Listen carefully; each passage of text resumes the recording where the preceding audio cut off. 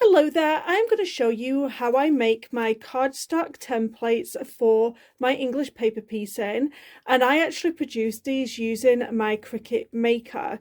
So I'm going to show you how I create these English paper piecing parts on my Cricut. Just to let you know, I'm not paid or sponsored to create this video. So guys, this is the Cricut design space, and you open up a new window, and basically we are going to go into this section here, which is shapes. Now, you have all these shapes, and these are included in my subscription when I signed up with Cricut. And this is the hexagon that I'm going to be using. So I'm going to click on the hexagon, and it's going to upload the hexagon shape. So if you want a 2-inch hexagon, it's already going to bring in the 2-inch hexagon. Now, if you want to change your 2-inch hexagon, you're going to come up here to size. Now, let's say you wanted a 1.5-inch hexagon. You would go up to this width here, type in 1.5 and press enter. So now that produces an English paper piecing section that is 1.5 inches. Now, I don't want it 1.5 inches. I want it as a 2-inch. So I'm going to press enter again. Now, you don't have to change anything with this height over here. You don't have to change anything with this. Keep it locked up, and it will automatically change the size over here. So now what I like to do is I like to come back into my shapes, and I'm going to select a circle. Now I'm going to reduce that circle size down, and I'm going to place that in the middle of my shape. Now you can make this circle as big as you want or as small as you want it to be. I'm going to do it about that size. Now you don't want these two to be two separate sections. So I am going to highlight my English paper piecing part, and I'm going to come down here to attach. Now what that's going to do is going to attach the circle inside of the hexagon. And it's going to treat it like one part. So we're still going to cut. It's still saying basic cut over here and basic cut over here. So basically what I'm going to do now, move this over, I'm going to highlight it. I'm going to press Control and C on my keyboard, and then Control V, and it's going to copy that shape. Now, another thing I'm going to do is highlight both of these, Control C, Control V, move this over here. I'm going to do that once again, Control V, and it highlights that, like so. Now what we could do is highlight all of these, Control C, Control V, and it's just an easy way of copying all of these English paper piecing sections. Control C, Control V, and bring them down like so. Control V again. I'm going to bring them down. Now I think that's as many as I'm going to get on one sheet. Now I don't like to use paper when I do this. I like to use cardstock. Cardstock's much thicker for English paper piecing. So then once we go over to make it, it's going to ask you if it's a card on mat or on a mat. I'm just going to click on a mat. And then right now it's asking me what the mat size is. So if you wanted to do 12 by 24 of these, you can do. I'm going to keep it as 12 by 12 right now. And then just press continue.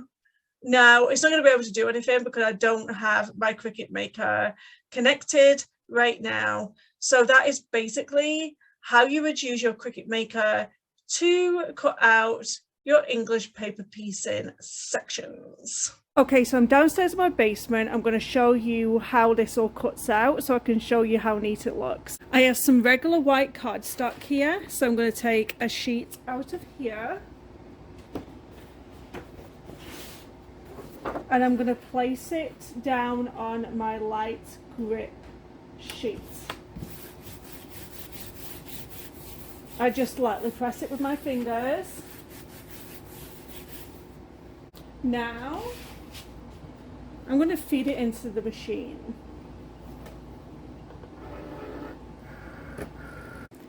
It will basically find your Cricut Maker via Bluetooth, and then it's going to ask you what material you're using, and I've set mine to favorites, and I'm going to click cardstock. Now I keep the pressure to a default, there's no point in changing that, and then it's ready to cut. Then you'll see the light that's flashing on the Cricut Maker, and you're going to press that, and it's going to start cutting your English paper piecing sections out. And it really doesn't take that long. I'm going to let this go through its little groove here, and you'll see that it really doesn't take that long for this little guy to cut out all of your English paper piecing parts.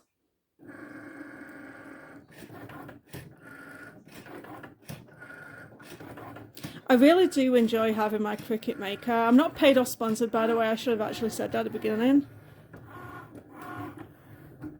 It cuts fabric as well, which I really enjoy.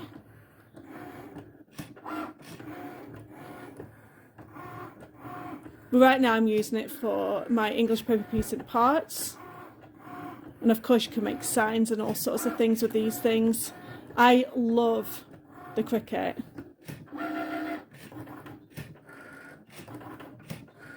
Especially when it comes to English paper piecing, it's a great tool to have. You could also get the Cricut to cut out your English paper piecing fabric if you wanted to. I have done that as well. But there is a little bit of wastage when that's involved, so I found it's better to cut your fabrics like 2.5 inches on a jelly roll.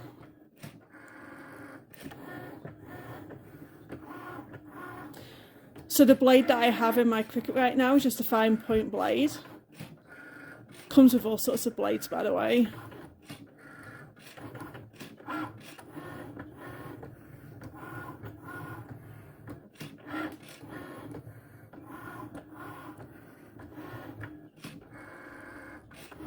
Does anybody find this therapeutic, watching my Cricut machine cutting out stuff? I also like to watch my water sprinkle on my lawn. It's so weird.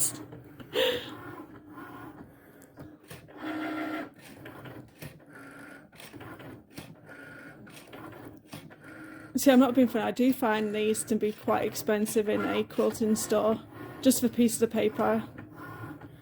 I do support my local quilting stores, but I found this to be quite expensive for the English paper piecing templates. I mean, don't get me wrong, these machines are quite expensive, but they're very versatile. You can do lots of different things with them.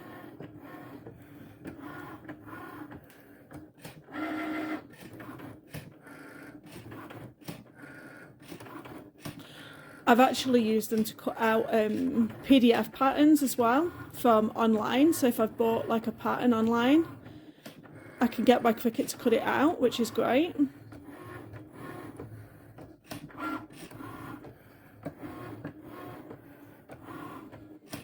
I think we've got one more row to do and we're good. So what I'll do is I'll remove a sheet and then just get on and do another sheet and make sure that I have loads of English paper piecing templates, because when you're English paper piecing you need a lot of templates to make a quilt. I think I was looking at a king size quilt using 2-inch hexagons, and I think it's something along the line of was it 4,000 of these I'm going to have to do?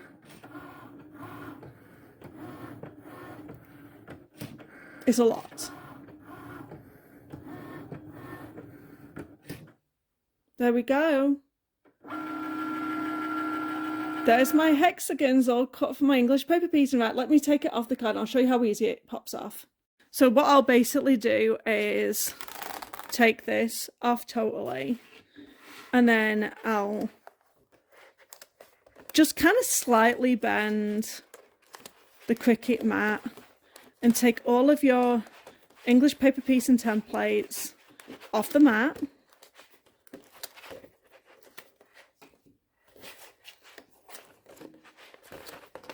And then you'll be left with all them little circles from the centre pieces.